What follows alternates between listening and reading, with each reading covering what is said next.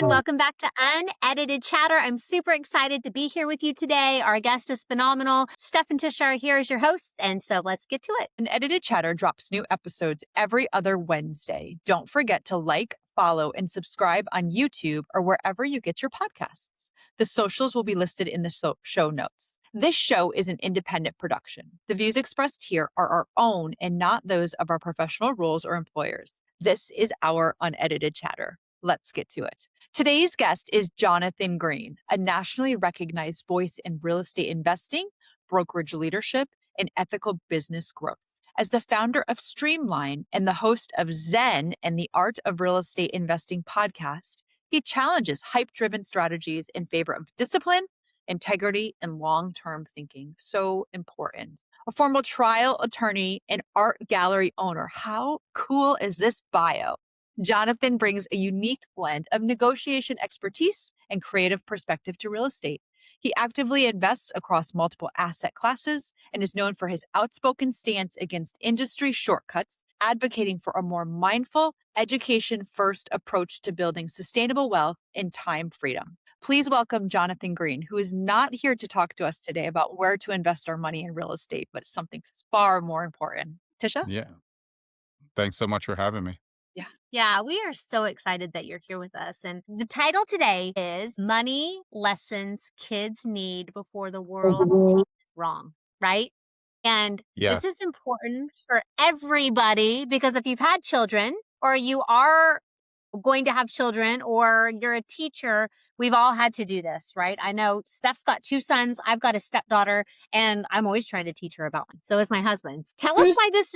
AKA my broke best friends, Jonathan. Let me just paint the picture for you. I love that.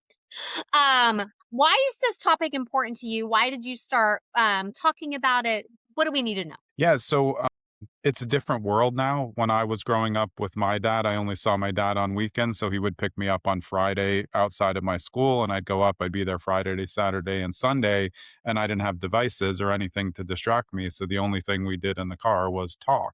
And my dad was just very ahead of his time. All he was talking about was money, stocks, real estate from the time I was literally a baby up until he passed away. Like, this is just the things that he was preparing me for life, knowing that I was only going to get X amount of that in school, or really X minus 100 of that in school.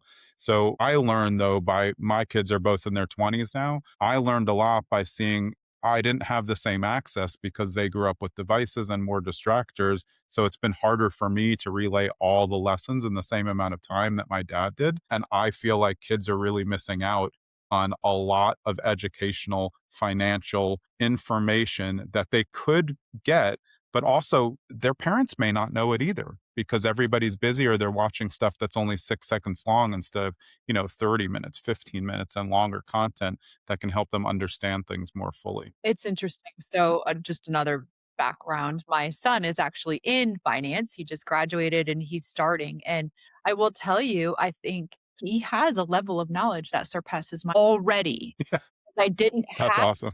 growing up. I didn't have the access and the resources. Now, does he know it all? Certainly not. But I will tell you, to your point, I think that our children today, unless they are in a program directed to them, they're not going to have it. So where do we start with any child? Yeah, I mean, I think it always starts with the parents. As parents, we have so much that we can try to get across from our kids. Of course, it's a little bit easier for them to hear it from somebody else outside. So that's where the challenge comes. And that's kind of the voice that I want to be there, someone who is a reasonable voice on the other end, who practices mindfulness and isn't trying to sell a course or sell you land in the Everglades or convince you to buy into my mastermind program, because I don't have that. But I really have a passion for helping kids understand finance. And the thing that was the biggest for me growing up was my dad always talked to me like an adult. He never sugarcoated something because I was young. So I was always having adult conversations, and I've always had adult conversations with my kids, maybe not as well as my dad did. But I think that's really important because, again, in school, there's a power dynamic, but it really has to be something that surrounds everything.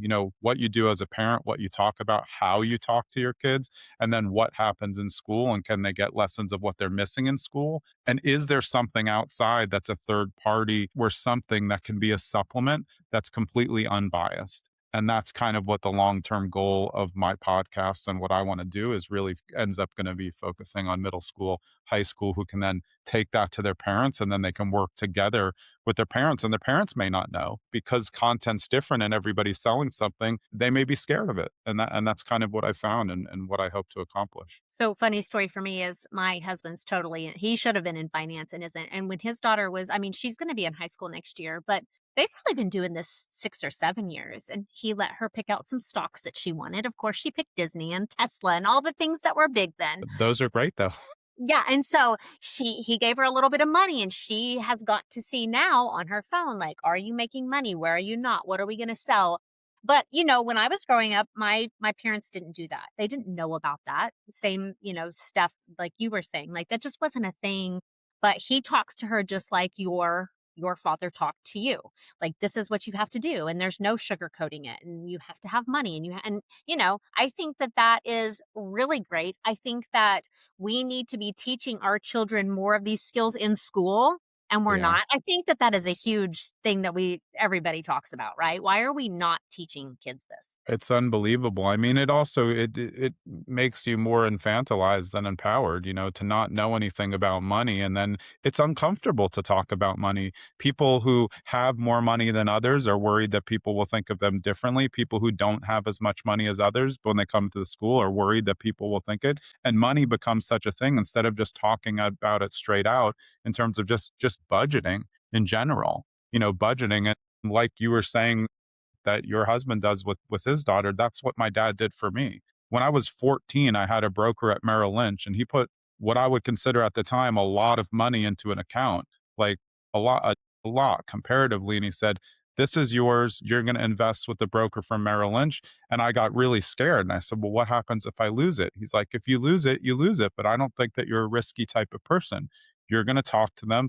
They're your decisions to make. He knows to put them through." And I did exactly what your stepdaughter did. I invested in like Gillette, Johnson and Johnson. I started to pick things that I liked early on. And then there was no internet at the time. So I would look at the stocks in the newspaper, like box scores, baseball box scores every day. And I just became obsessed. So I would, I'm reading the stock ticker basically as a kid and doing it with my dad. But then when I started to see the profits, then he would allow me to take some out and then I could spend it. And he's also someone who gave me a credit card early on and said, "This is for emergencies, but if you need it, use it." I had a credit card at 15. He was really open with financial literacy, and he didn't make me feel like I was beholden to him to use money. And I think that really helped me a lot. A lot of parenting, I think, is built around, "We'll only give you this if you do this." My dad was like literally not like that at all. And that helped me understand the value of money a lot more. Yeah, same. Your I mean, perspective. everything is the same that you're talking about right here. He gave her a card. She has to have so much in there. You get to pick, are you going to spend it or are you going to save it? And we're always like, you're going to need a car in a few years. You're going to need to spend. So you have to start being kind of hard on them because that's life. Well, I think, yeah, sorry. It's like, again, to me, it's empowerment. Kids always feel empowered from the time they're little. They're out of power. Most issues growing up with kids are just power issues masquerading as something else. We all know that as parents, and you try to figure it out. But like money is such a polarizing topic that you really have to tread gently. But you can't worry that your kid's going to lose X amount of money, or if you give them 100 and they decide to get an Xbox game, you gave it to them. They have to figure out how to budget it. You can only help them, but once you make it a detriment, if you do this, you're not going to get any more money. The power balance is back to being a parent. And I again, my dad just did a great job, and I've tried with my kids, but I'm up against something different because I'm up against technology, and now we're all up against ChatGPT and AI, where kids can just say, "Oh, dad's not right. ChatGPT said it's different." So it starts so much younger than people think because you need to develop that trust relationship with a financial aptitude that can help them know that you're there to help them grow and you want to help them grow money. And that's why for me, real estate has played such a big role because it appreciates. And I own properties in trust with my dad before I was 18, and I would watch them. And then over time, I realized, wait, these are worth 10 times as much as they were worth 15 years ago. And that's what was another portal, with stocks, bonds, everything, to try to figure out how you earn money. And just one more thing, to me, real estate is so important because it's underlying literally everything and nobody talks about it. If you go to school, underneath the school is real estate. Someone actually owns the real estate under the school. Usually it's the city or the county. They lease it to the school, things like that. Any business that you go to, they're leasing a space. There's a lease involved. Every building that's built, there's real estate underneath. It starts as dirt. And if you go back to originally, even in their history classes, you're going to talk about original settlers who are building houses. This goes back as far as we know, but nobody talks about it, with the financial end. But it's been a thing for me. That's how my dad was an attorney. I was an attorney, but my dad didn't take any money really as an attorney. He made a lot of money in real estate because he liked it. And I followed suit. That's cool. As you talk, you have so much financial knowledge. Obviously, I do see I'm lagging a little bit, so I'm just going to make this point quick. But I see a bigger product in the soft skills you have, in the communication that you gained, in the articulation, in all of those other things that come along with what you did from a financial aspect. And that is just so neat to think about our future populations. Yeah, I really appreciate it. And again, I think it came from a dialogue. For me, my parents, I never had any rules. I'm not saying that parents should give kids no rules. Everybody has their own type of parenting, but I grew up that way. I grew up with open dialogues on everything. And I remember a time, even my son, my oldest, when I think he was like 13, he wanted to watch the show Dexter. This will make sense in a second. And I'm like, that's an aggressive show. And he said, well, can I write you an essay on it? I'm like, yes. Writes me an essay. Essay is unbelievable. You can watch it because he put in the effort to do it, but he only would have done that because we had an open dialogue. And I think that's what's missing between school, parents, outside sources, YouTube, everything on the internet, TikTok, and us. And I was just involved in a constant dialogue where I knew I could ask my dad literally anything. And I could ask for money, I could ask for help, and he would always be there. And I think that's a big struggle in the money conversation now, not just in education. Right. I agree. Okay, so as we do wrap up, I want to know if you were to tell a parent one thing or a couple of things, whatever, to do with their child to help them right now with this situation, what would it be? And then teachers, how can teachers help parents and students understand? If you Yeah. have that. Yeah, I'll start with the teachers because I know from my kids going through public schools, they really don't have a lot of control. So I can't really give teachers advice because they're constrained by the educational institutions that they work for. And I feel really sad about that they can't branch out in a class and try to give more money help. So I think that's a very tough situation. I just wish for the schools that they would put things in, that teach you just a little bit of accounting, which means budgeting and things like that.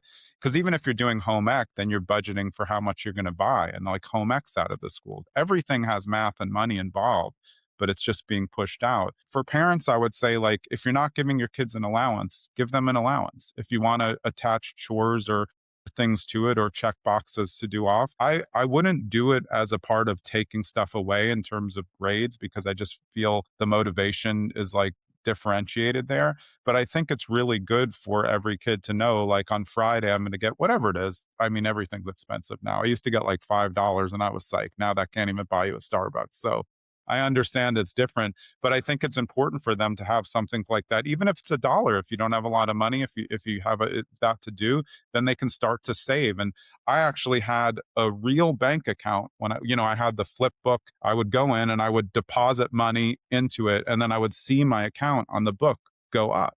And I was saying, this is at like 10. So I I had would the same watch my bank account go up, and I don't think kids are doing that right now. Maybe they're thinking, they can see more things, like there's so many betting sites out there. That's something, separately that I'm worried about in terms of money.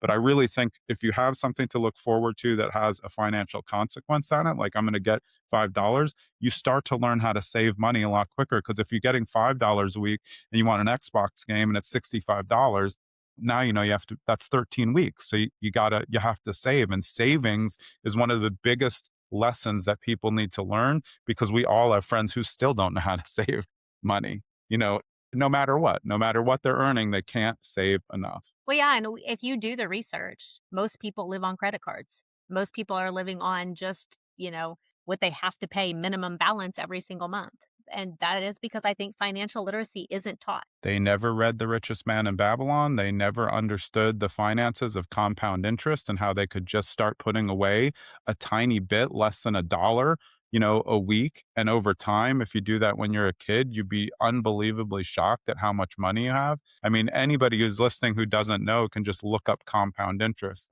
and see what happens. And it's unbelievable. And most, motivational books are built on compounding. It's not financial, but if you do a little that day and then you do a little plus one the next day, you're going to do a lot better in a year. It's the same with money. I agree with that. This has been really, really great. Because it's so important. I think everybody has to deal with money. And I think if you teach, and there's so many things out there now, like if you'll help your kids, invest in this, or like the real estate thing, and get them building credit.